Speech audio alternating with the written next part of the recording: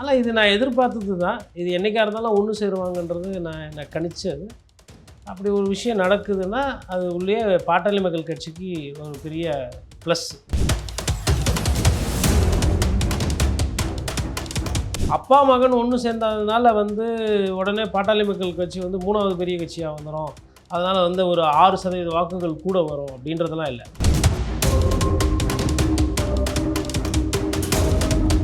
பேரவையில் முதலமைச்சர் ஒரு படம் காட்டிட்டு போயிருக்கார். சிறப்பான ஒரு படத்தை வெளிப்படுத்தி போயிருக்கிறார். அதில் சாங் ஒண்டி தான் இல்லை, மற்றபடி வைப் இருந்தது, ஆக்ஷன் இருந்தது, எமோஷன் இருந்தது, குரலை ஏற்றி இறக்கி ஒரு டப்பிங் ஸ்டுடியோ எப்படி கலகலன்னு அந்த மாதிரி பண்ணிட்டாரு. படம் பார்த்த மாதிரி ஒரு சந்தோஷத்தை கொடுக்குது. சரி, படம் பார்த்தேன். தண்ணி எங்கே? விவசாயிக்கு விவசாயம் பண்ணுறது தண்ணி இல்லை, கரண்ட்டு நைட் ஆனால் போராட்டம் பண்ணுற அளவுக்கு இப்போ மக்கள் பிரச்சனை இருக்குது. யாருக்குமே பதில் சொல்லியா?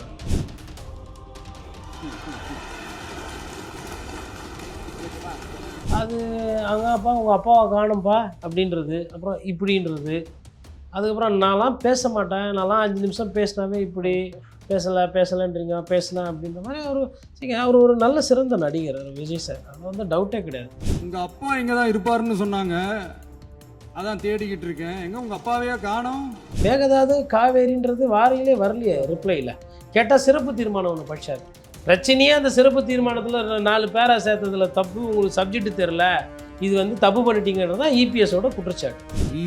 ஈவில்ஸ்னு எவில்ஸ் பேசக்கூடாது. விஜய் சார் என்ன பண்ணார், எனக்கு நடிப்பு நல்லா வரும், நடிப்பு அரக்கன் ஐயா, அதை எல்லா இடத்துலையும் நடிச்சிட்டே இருக்கிறார். இந்த நடிப்பு ஜனங்களுக்கு பிடிக்குது. பட் இது நடிப்பு தான் அப்படின்னு தெரிகிற வரலாம் இந்த படம் ஓடும். 5 நிமிஷம் பேசுனதுக்கே குளத்தூர் இந்த ஆட்டம் ஆடிச்சு. பேசுனா அப்புறம் என்ன பண்ணுறது?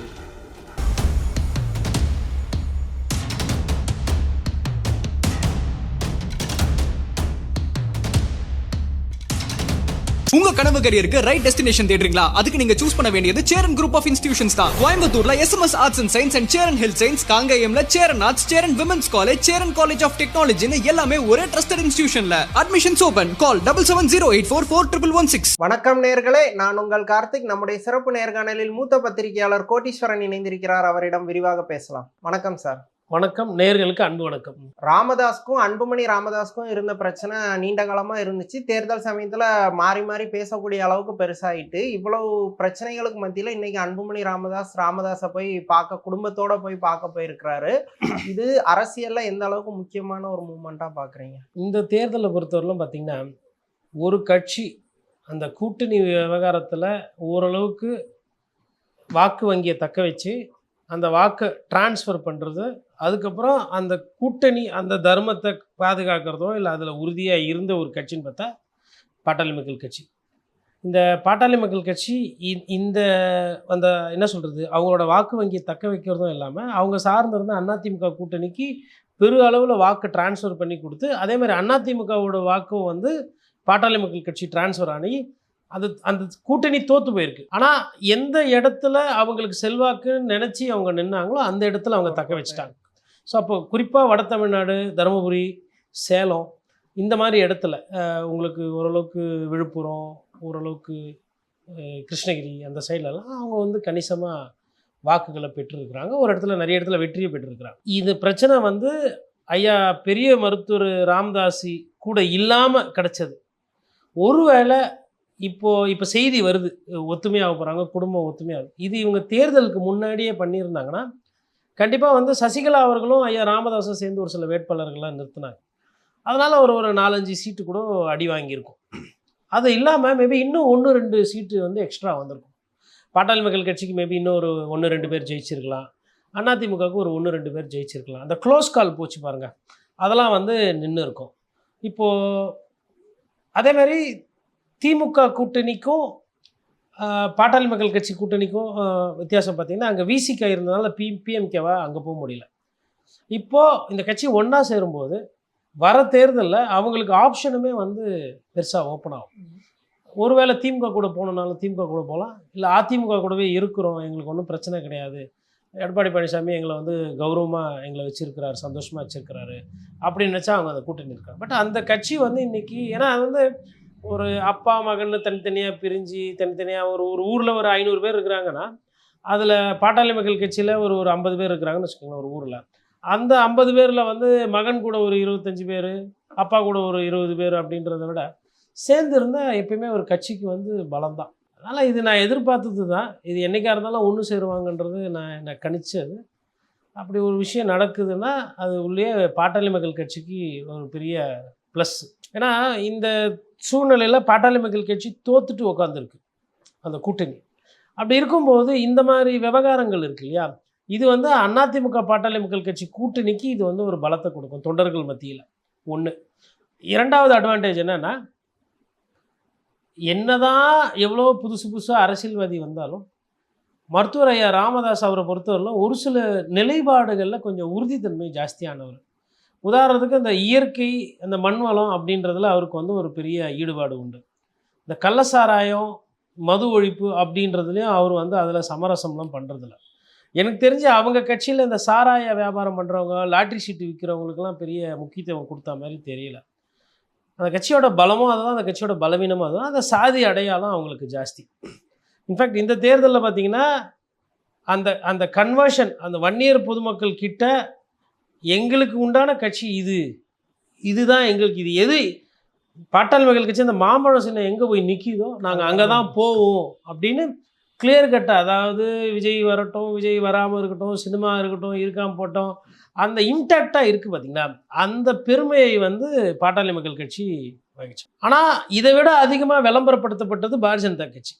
பிஜேபி வளர்ந்து விட்டது, அண்ணாமலை ஒரு இளம் தலைவர், நயினார் இப்படி போயிருக்காரு, ஹிந்துத்துவா வந்து ஆயிருக்கு, இந்துக்கள் வந்து முன்ன மாதிரி கிடையாது, எல்லாம் ஒத்துமை ஆகிட்டாங்க அப்படின்ற மாதிரி ஒரு விஷயம் பேசப்பட்டது.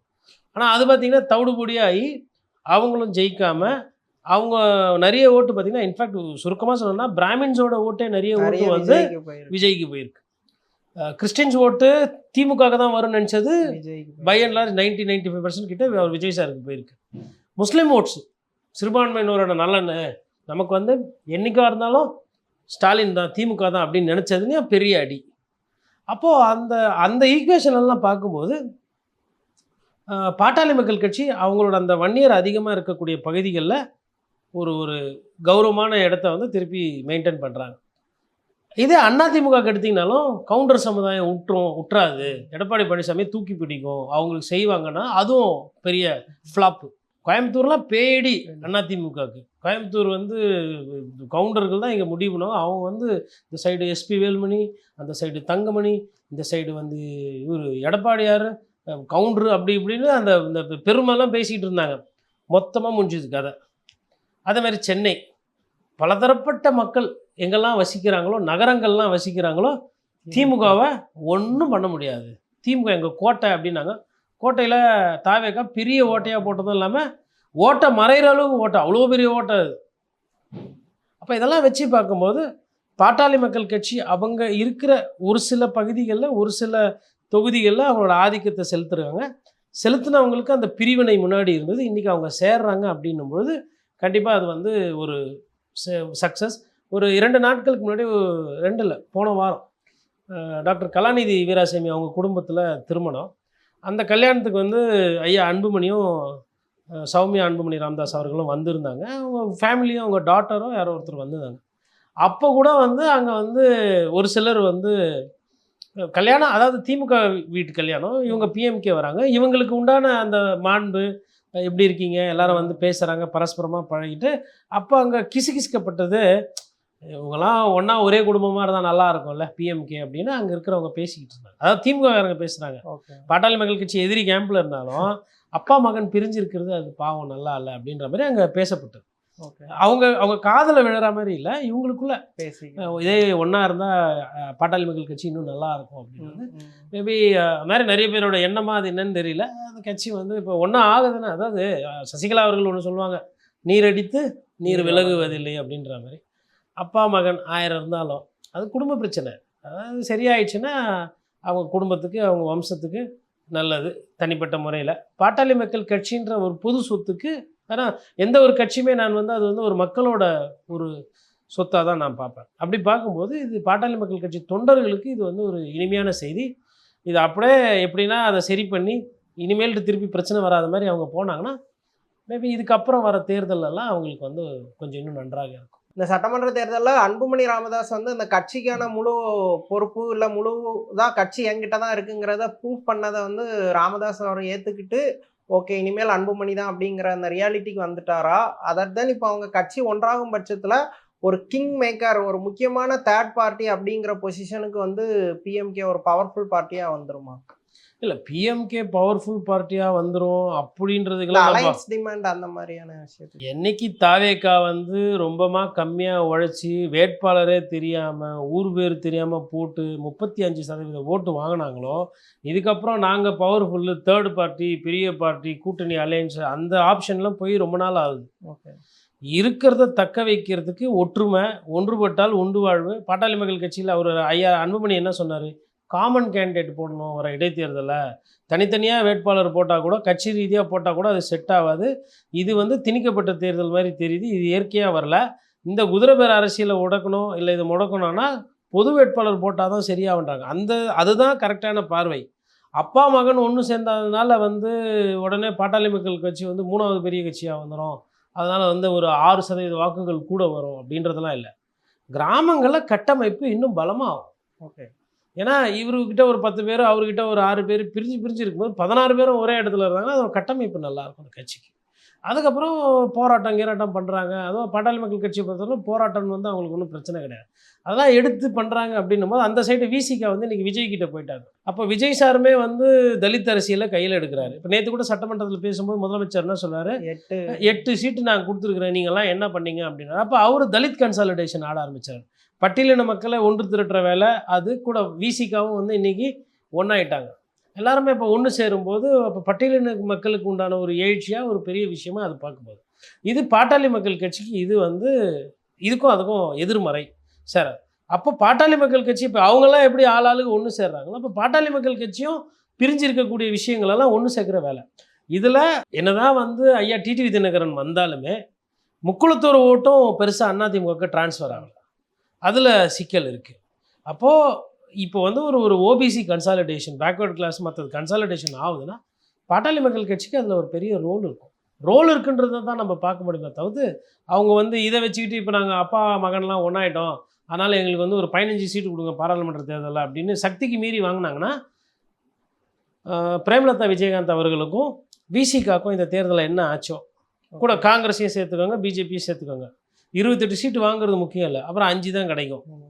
அப்புறம் 27 வாங்குறது முக்கியம் இல்லை, அப்புறம் 1 சீட்டு தான் கிடைக்கும். இன்னும் சுருக்கமாக சொன்னால் 33 சீட்டும் 32 சீட்டும் நாங்கள் தாமரையில். என்ன கட்சி அது? கட்சியை பலப்படுத்துறதுன்றது வேறு, சீட்டை அதிகமாக வாங்குறதுன்றது வேறு.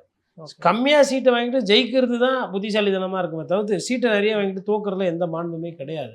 அதனால் 3வது பெரிய கட்சியாக இல்லை கூட்டணி பலத்தை சேர்க்கறதுக்கு வந்து அப்படின்றதெல்லாம் இல்லாமல் அவங்க இருக்கிற எக்ஸிஸ்டிங் ஸ்ட்ரென்த்னை பெட்டர் பண்ணிட்டு பொலிட்டிக்கலாக தான் க்ரோ ஆகும். மற்றபடி இப்போ விசிகே வந்து டிவிகேவோட போனதுனால இப்போ பிஎம்கேக்கு அலைன்ஸ்க்கு ஒரு ஆப்ஷன்ஸ் கிடைச்சிட்டா, இவங்களை சொல்லி இவங்ககிட்ட அதிகமாக சீட்டு கட்டுற ஏடிஎம்கே வெஸ் டிஎம்கேன்ட்டு 2 பேருமே இப்போ அந்த நார்த் பெல்ட்டில் தன்னை ஸ்ட்ராங் பண்ணணும்னு நினைப்பாங்க. ஸோ பிஎம்கே வந்து ஒரு ரொம்ப மோஸ்ட் டிமாண்டட் பார்ட்டியாக அந்த இடத்துல வந்துருச்சா? இல்லை, மோஸ்ட் டிமாண்டட் பார்ட்டின்னு அப்படி நம்ம சொல்ல முடியாது. பாட்டாளி மக்கள் கட்சியை பொறுத்தவரை பாட்டாளி மக்கள் கட்சியும் அதிமுக வந்து நேச்சுரலாக அலைன்ஸ், அதாவது யதார்த்தத்தை ஒன்று பார்க்கணும். இப்போ நேற்று வரலாம் வந்து சிறுபான்மையினர் நலனு, பட்டியலின மக்கள் அப்படி இப்படின்னு பேசிட்டு திமுக வந்து அதில் வந்து பாட்டாளி மக்கள் கட்சியை உள்ளே போட்டு வந்தால் அது எந்தளவுக்கு சரியாகுன்றது சரியாக தெரியல. அதிமுகவை பொறுத்தவரைலாம் பார்த்திங்கன்னா உங்களுக்கு அந்த பெரிய கம்யூனிட்டிஸ்க்கு இருக்கக்கூடிய ஒரு தாக்கம் என்பது இருந்துச்சு கடந்த காலத்தில். குறிப்பாக சொல்லணும்னா முக்குளத்தூர் சமுதாயம், கவுண்டர் சமுதாயம், வன்னியர் சமுதாயம், இந்த 3மே வந்து அந்தந்த ஜோனில் வந்து ஓட்டு போட்டு தான் அம்மையார் ஜெயலலிதா காலத்தில் அவங்களுக்கு பார்த்திங்கன்னா வாக்கு விகிதாச்சாரம் பார்த்திங்கன்னா ஒரு காலத்தில் 34-35% இருந்து 40 கிட்ட போச்சு. 150 சீட்டுக்கு மேலே ஜெயிக்கிற மாதிரி சட்டமன்றம்லாம் ஜெயிச்சிருக்கிறாங்க. 130, 150 அந்த மாதிரி ஒரு மெஜாரிட்டி மார்க்கை விட அதிகமான சீட்டுகள் வந்து அதிமுக ஜெயிச்சிருக்கு. அது பழைய கால வரலாறு. ஆனால் அந்த பழைய கால வரலாறோடு இருக்கும்போது பாட்டாளி மக்கள் கட்சி எப்போல்லாம் அதிமுகவோட இருந்திருக்கோ அதிமுகவுக்கு ஒரு பெட்டர் ரிசல்ட் இருந்திருக்கும். ஸோ அதே தான் வந்து இப்போவும் கண்டினியூ ஆகும். அப்போது போன வாட்டி வாங்கின அளவுக்கு அதிமுக இந்த வாட்டி எம்எல்ஏ ஜெயிக்கலை. ஆனால் பாட்டாளி மக்கள் கட்சி போன வாட்டி என்ன சீட்டு எம்எல்ஏ ஜெயிச்சுதோ கிட்டத்தட்ட அதை தக்க வைக்கிறாங்க. இந்த விஜய் சுனாமியில் டேமேஜ் ஆகாத ஒரு கட்சின்னு பார்த்தா பாட்டாளி மக்கள் கட்சி இருக்கிற நம்பர் குறையில. அப்புறம் அன்புமணி ராமதாஸ் அவர்கள் வந்து சௌமியா அன்புமணியை நிற்க வைக்கிறாங்க, அவங்க ஜெயிச்சிடுறாங்க. இப்போ விஜயகாந்த் அவர்கள் இதை விட ஒரு பெரிய இயக்கத்தை நடத்தி கொண்டிருந்தார். அவர் வந்து பிரதான எதிர்க்கட்சி தலைவராக இருந்தார். 2வது பெரிய கட்சியாக இருந்தது. அதுக்கப்புறம் 3வதாகி ஒரு கூட்டணி தலைமை தாங்குகிற ஒரு கட்சியாக இருந்ததில் இன்றைக்கி வெறும் பிரேமலதா விஜயகாந்த் அவங்க ஒண்டி தான் ஜெயித்தாங்க. அப்படி இருக்கும்போது பிஎம்கேக்கு வந்து அந்த அதிமுக பிஎம்கேன்றது அது நேச்சுரலாக இயற்கையாக செட் ஆகிருக்கு. அந்த இயற்கையாக அதை இன்னும் எப்படி பலப்படுத்தணுமோ அதை பண்ணுறது தான் செட் ஆகுமே தவிர்த்து, மற்றபடி அவங்க வந்து திமுக கூட போய் சேர்ந்தாலும் அது இந்த அளவுக்கு ரிசல்ட் கிடைக்குமான்றது எனக்கு தெரியும். ஓகே, டிஎம்கே கூட போனால் பொலிட்டிக்கலாக பாசிட்டிவ் ரிசல்ட் வரதுக்கு வாய்ப்பு கம்மி தான் அப்படின்னு வாய்ப்பு கம்மி. ஒரு ஆப்ஷன் ஓப்பன். மேபி நீங்கள் சொன்ன மாதிரி எங்களுக்கு திமுகலேருந்து கூப்பிட்டு பேசினாங்க, எங்களுக்கு வந்து நீங்கள் 5 சீட்டு தரேன்றீங்க, அவங்க வந்து ஒரு 7 தரேன்றாங்க, பார்ட்டி ஃபண்டில் கூட பார்த்துக்கிறேன்றாங்க அப்படின்னு நீங்கள் நெகோசியேஷன் டேபிளில் பேசலாமா தவிர்த்து அதை தான் நீங்கள் மையமாக வச்சு ஜாஸ்தியாக பேசுகிறீங்க கொள்றீங்கன்னா நிறைய கட்சி இன்றைக்கி அங்கே இங்கே மாறி ஒவ்வொன்றா போயிட்டுருக்கு. இப்போ உதாரணத்துக்கு தமிழ் மாநில காங்கிரஸ் ஒரு தீர்க்கமான ஒரு அரசியலை கரெக்டாக பண்ணாத காரணத்தினால ஒன்றுமே இல்லாமல் இப்போ அது என்ன நிலைமையில் போகுதுன்னு தெரியல. அடுத்து ஐயா வைகோ அவர்கள் இப்படி பேசுறது, அப்புறம் அப்படி பேசுறது, அப்புறம் இப்போ வந்து நான் பொதுக்குழு கூப்பிட்டு முடிவு பண்ணுறேன் அப்படின்றது, அதெல்லாம் பண்ணும்போது இன்றைக்கி வந்து இப்போ சின்னதுமே மாறி நிற்கிற மாதிரி நிலமை போய் இப்போ அதுவுமே வந்து மாறிச்சு அப்படின்னா இப்போ வர தேர்தலில் அவருக்கு என்ன மாதிரி ஒரு நிலைப்பாடு வரும்ன்றது தெரியல. இன்றைக்கி வந்து ஓகே தாவேக்காவோட சேர்ந்து பயணம் பண்ணால் நல்லா இருக்குன்ற மாதிரி ஒரு நிலைப்பாடுக்கு போகிறாங்க. அடுத்த தேர்தலில் ஒருவேளை தாவேக்காவே அடி வாங்குதுன்னா அப்போது அது எங்கே போகும்னு தெரியாதுல்ல. தாவேக்காவோட ஓட்ட சிலர் ஒன் டைம் ஒண்டர் அப்படிங்கிற மாதிரி சொல்கிறாங்க. இல்லை, நம்ம அது அந்த அடுத்த 4.5 வருஷத்துக்கு அவங்க பண்ணக்கூடிய அரசியலை வச்சு தான் நம்ம அதை கணிக்கணும். இப்போ இவ்வளோ சீக்கிரமாக இல்லைங்க, தாவேக்கா விஷயத்தில் ரொம்ப ரொம்ப இனிமேல்ட்டு அரசியல்வாதிகளோ இல்லை பத்திரிகையாளர்களோ ரொம்ப கவனமாக இருக்கும். காரணம்னா அது ஒரு ஒன் டைம் ஃபினாமினான்றதை தாண்டி அந்த ஃபினாமினாவோட தாக்கம் எவ்வளோ நாள் இருக்குன்னு தெரியாது. இப்போ உதாரணத்துக்கு என்ன கேட்டிங்கன்னா, நேற்று வந்துட்டு பேரவையில் வந்து முதலமைச்சர் வந்து ஒரு படம் காட்டிட்டு போயிருக்காரு. சிறப்பான ஒரு படத்தை வந்து வெளிப்படுத்தி போயிருக்கிறார். அதில் வந்து சாங் ஒண்டி தான் இல்லை, மற்றபடி வைப் இருந்தது, ஆக்ஷன் இருந்தது, எமோஷன் இருந்தது, குரலை ஏற்றி இறக்கி ஒரு டப்பிங் ஸ்டுடியோ எப்படி கலகலன்னு அந்த மாதிரி பண்ணிட்டாரு. படம் பார்த்த மாதிரி ஒரு சந்தோஷத்தை கொடுத்தது. சரி, படம் பார்த்தேன், தண்ணி எங்கே? விவசாயிக்கு விவசாயம் பண்ணுறது தண்ணி இல்லை, மக்களுக்கு குடிக்கிறதுல இப்போ நிறைய இடத்துல குடிக்கிற தண்ணி பிரச்சனை, கரண்ட்டு நைட் ஆனால் போராட்டம் பண்ணுற அளவுக்கு இப்போ மக்கள் பிரச்சனை இருக்குது. சட்டம் ஒழுங்கு பிரச்சனை கேட்குறாங்க. அவங்க சௌமியா அன்புமணி ராமதாஸும் சொல்கிறாங்க, மேலை நாடுகளில் சவுதி துபாயில் கொடுக்குற மாதிரிலாம் பனிஷ்மெண்ட்டு கொடுங்கன்றாங்க. பிரேமலதா வந்து அதெல்லாம் விடவே கூடாது அப்படின்றாங்க. யாருக்குமே பதில் சொல்லி அவர். சார் எனக்கு அதான் கேள்வி. இப்போ எதிர்கட்சிகள் உதயநிதி மட்டும் இல்லை, எல்லாருமே 2 விஷயத்தை தான் முன் வச்சாங்க. ஒன்று சட்டம் ஒழுங்கு, இன்னொன்று மின்வெட்டு பிரச்சனை. இந்த 2க்குமே அவர்கிட்ட சாலிடான பதில் இல்லை. அதுக்கும் திமுக தான் காரணம் அப்படிங்கிற மாதிரி பாலை திருப்பி விட்டாரு. ஆனால் மற்றபடி நீங்கள் சொன்ன மாதிரி படம் காட்டுற மாதிரி பேசுகிறாரு. கோர் இஷ்யூக்கு தெளிவான ஒரு முதலமைச்சராக ஒரு பதில் இல்லை. அதை நம்ம எப்படி பார்க்கணும்? மொத்தம் 3 விஷயம். ஒன்று நீங்கள் சொன்ன மாதிரி சட்டம் ஒழுங்கு பிரச்சனை, 2வது பெரிய பிரச்சனை மேகதாது குடிநீர் பிரச்சனை, காவேரி தண்ணி அது என்ன நிலைப்பாடு என்னன்னு. இப்போ ஆல்ரெடி தண்ணியும் வரலை, விவசாயிகளுக்கு போராட்டம் இருக்குது. 3வது பெரிய பிரச்சனை கரண்ட் பிரச்சனை. இது நகரங்களில் அதிகமாக இருக்குது. அப்போ நகரங்கள்லேயும் பிரச்சனை, மக்களுக்கு வந்து பிரச்சனைகள் இருக்குது. கிராமங்களில் விவசாயினால் அங்கே அந்த தண்ணி இல்லாதனால கடமடையில் அந்த ஒரு பிரச்சனை, கரண்ட் பிரச்சனை எல்லா இடமும் சேர்ந்த மாதிரி இருக்குது. அப்புறம் பாலியல் சீண்டல் அந்த மாதிரி பிரச்சனை தமிழ்நாடு பூராவே வந்து பேசப்படுது. இதெல்லாம் எதுவுமே டீட்டெயிலாக போகாமல், இதுக்கு தரவுகளோ இதுக்கு திட்டங்களோ இதுக்கு ஒரு தொலைநோக்கு பார்வையோ சொல்லாமல், அது அங்கே அப்பா உங்கள் அப்பாவை காணும்ப்பா அப்படின்றது, அப்புறம் இப்படின்றது, அதுக்கப்புறம் நான்லாம் பேச மாட்டேன், நான்லாம் 5 நிமிஷம் பேசினாவே இப்படி பேசலைன்றீங்க, பேசினேன் அப்படின்ற மாதிரி அவர் ஒரு நல்ல சிறந்த நடிகர் விஜய் சார். அதில் வந்து டவுட்டே கிடையாது. அவரோட நடிப்பு திறமையே அவர் போகிற இடத்துல எல்லாம், அதாவது அவருக்கு எது வருமோ, இப்போது மெஸ்ஸிக்கு என்ன வரும்? கால் பண்ணுறது நல்லா வரும், நல்லா ஆட வரும். அவர் என்ன பண்ணுறாருன்னா, ஒரு ஃபுட்பால் எடுத்துன்னு ரெஸ்டாரண்ட்லேயும் ஆடுறாரு, குளிக்கும் போதும் ஆடுறாரு, கிரவுண்டுலேயும் ஆடுறாரு, ஏர்போர்ட்டுக்கு போனால் அங்கேயும் ஆடின்னு போகிறாரு. அப்போ எனக்கு என்ன வருமோ அதை திருப்பி பண்ணணுன்ற மாதிரி விஜய் சார் என்ன பண்ணார், எனக்கு நடிப்பு நல்லா வரும், நடிப்பு அரக்கன் ஐயா, அதை எல்லா இடத்துலையும் நடிச்சிட்டே இருக்கிறார். இந்த நடிப்பு ஜனங்களுக்கு பிடிக்குது. பட் இது நடிப்பு தான் அப்படின்னு தெரிகிற வரலாம் இந்த படம் ஓடும். இப்போ கூட என்ன, உதயநிதி ஸ்டாலின் பயந்து ஓடி போயிட்டார். சரி, அவர் பயந்து ஓடி போனார். நீங்கள் பயப்படாமல் என்னென்ன ஊழல் நடந்தது எவ்வளோ ஏது சொல்லியிருக்கனால நீங்கள் பயப்படாமல் சட்டமன்றத்தில் மேகதாதுல என்ன பிரச்சனை ஏது விவாதம் பண்ணியிருக்கலாம் இல்லையா? மேகதாது காவேரின்றது வாரியிலே வரலையே, ரிப்ளையில் கேட்டால் சிறப்பு தீர்மானம் ஒன்று படித்தார். பிரச்சனையே அந்த சிறப்பு தீர்மானத்தில் 4 பேரா சேர்த்ததில் தப்பு, உங்களுக்கு சப்ஜெக்ட் தெரில, இது வந்து தப்பு பண்ணிட்டீங்கிறது தான் இபிஎஸோட குற்றச்சாட்டு. அதிமுகவுக்கும் பாட்டாளி மக்கள் கட்சியில் கணேஷ்குமார் குறிப்பாக சொல்கிறாப்புல, ஏங்க தீர்ப்பு தெளிவாக இருக்குது. நீங்கள் வந்து எங்ககிட்ட ஃபுல்லாக கேட்கல, பேரவை விதி பிரகாரம் எல்லாருக்கும் சர்க்குலேட் பண்ணியிருக்கணும். நீங்கள் இந்த விஷயத்து ஃபஸ்ட்டு நாள் சொன்னதுனால நாங்கள் அதில் ஆதரவு நிலைப்பாடு இப்போவும் அதை ஆதரிக்கிறோம். ஆனால் நீங்கள் 2-3 பேரா சேர்க்குறீங்க, அதில் வில்லங்க வரும்னு எல்லாரும் சொல்கிறாங்க. அதிமுக எழுப்புற அந்த கேள்வியில் எங்களுக்கு சந்தேகம் இருக்குது, நாங்களும் அப்படி தான் இருக்கோம்னு சொல்கிறாங்க. பதில் இல்லை. இதுக்கப்புறம் இதை பற்றி பேசக்கூடாதுன்னு சொல்லிட்டு பேரவையில் முடிச்சிட்டாங்க. நான் என்ன கேட்குறேன்னா, மக்கள் மன்றத்தில், சட்டமன்றத்தில் காவேரி பிரச்சனை இதுக்கு மேலே பேசக்கூடாது, மேகதாது பற்றி பேசக்கூடாதுன்ற முடிவுக்கு நீங்கள் எப்படி போகிறீங்க? உங்களுக்கு ஆட்சி இருக்குது, அதிகாரம் இருக்குது, ரைட்டு. இது மக்கள் பிரச்சனை இல்லை, 20 மாவட்டத்தினுடைய நீராதாரம், 12 மாவட்டத்தோட விவசாய பிரச்சனை. அப்பேற்பட்ட ஒரு பிரச்சனையை வந்து இவ்வளோ தான் பேசணும், இப்படி தான் பேசணும், இதுக்கு மேலே பேசக்கூடாது அப்படின்னா இதுக்கு கூடவா ஒரு ஒரு கண்டிஷன் போடுவீங்க? அதனால் அவ்வளோ பெரிய சட்டம் ஒழுங்கு பிரச்சனையா? ஒரு ஒரு நீரை பற்றி பேசுறது, காவேரி ஆற்றை பற்றி நைட் வரைக்கும்லாம் கூட போகும். அதெல்லாம் முன்னாடி பேசுனாங்க. அவ்வளோலாம் நீங்கள் பேசி ஒன்றும் அப்படியே ஆத்திக்கிற வேணாம். என்ன ஒரு ஒரு இப்போ எடப்பாடி பழனிசாமி அவருக்குன்னா வயசு 18-19 வயசா? அவர் நான் 3 நாள் பேச போகிறாரா? அதிகபட்சம் நான் ஒரு 10 நிமிஷம் பேசுவார், இல்லை ஒரு 20 நிமிஷம் பேச போகிறாரு கோர்வையாக பேசுனா, அவ்வளோதானே? அதை கூட பேசக்கூடாது, அவ்வளோதான் முடிஞ்சிச்சின்னா அவர்கள் மீது இருக்கக்கூடிய அந்த தன்மை இருக்குல்ல, அந்த தவறுகள் அது வெளியில் வரக்கூடாதுன்னு மறைக்கிற வேலை. அப்போ அவங்க என்ன கேட்டாங்க, அந்த தீர்மானத்தை திரும்பி பெற்று அந்த கரெக்ஷன்ஸ் எல்லாம் எடுத்துட்டு பழைய தீர்மானம் எப்படி இருந்துச்சோ அதை அப்படியே அனுப்புங்கன்னு தான் கேட்குறேன். யாரும் தீர்மானம் அனுப்ப வேணாம்னு சொல்லலையா? இப்போ என்ன சொல்ல போகிறீங்க? தீர்மானத்தை அனுப்பிச்சிட்டோம், மத்திய அரசுக்கிட்ட பேசிட்டோம் அப்படின்னு சொல்லி ஏமாற்ற போகிறீங்க. இப்போ நயினார் நாகேந்திரன் கேட்குறாரு, இப்போ நாங்கள் வந்து மக்களோட இதில் வந்து நாங்கள் வந்து ஆட்சி பண்ணிட்டோம், நாங்கள் தானாக வந்தோம், அப்படி இப்படின்லாம் அப்படி சிலாக்கித்து பேசியிருக்கிறீங்கள பாரதிய ஜனதா கட்சி தலைவர்களை நீங்கள் யார் யாரெல்லாம் பார்த்தீங்க, நான் சொல்லவா அப்படின்னு சொல்லி நயினார் கேட்குறாரு கேள்வி. அந்த கேள்விக்கு இதுவரையிலும் தாவேக்கள் வந்து பதில் வரும். அப்புறம் ஓப்பனாக சேலஞ்ச் பண்ணுறார். என்ன தான் உங்கள் அரசியல்? உண்மையிலே நீங்களே அப்படியே 118 வந்துட்டிங்களா?